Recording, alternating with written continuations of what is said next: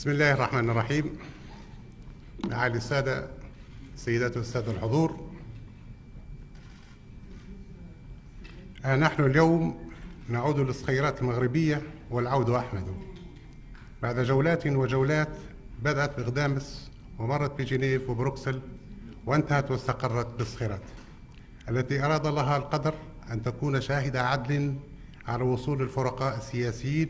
الليبيين إلى اتفاق، وربما يكون بإذن الله بداية حقيقية لرسم ملامح الدولة المدنية الديمقراطية الجديدة التي يسعى إليها كل الليبيين.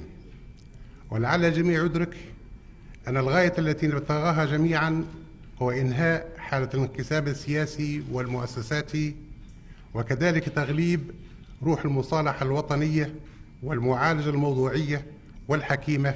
لمخاوف ومصالح جميع الفئات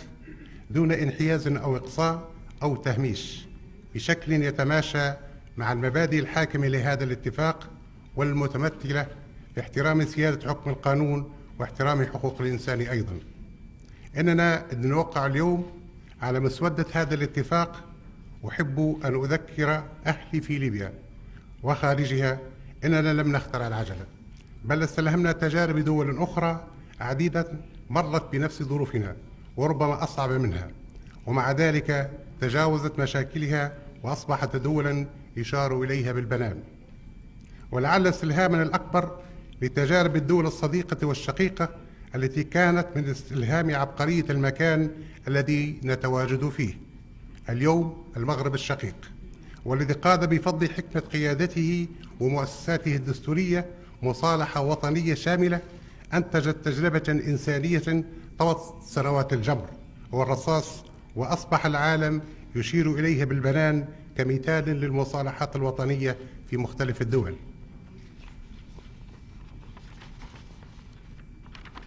معالي السادة، سيداتي والسادة، يطيب لنا نحن المشاركين في الحوار السياسي الليبي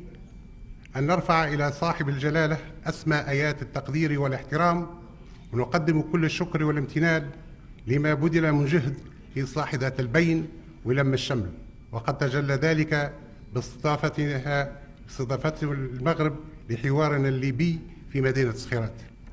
وتحقيقه لنتائج غير مسبوقة لإيجاد حل سلمي للوصول البلاد إلى حالة من الأمن والاستقرار،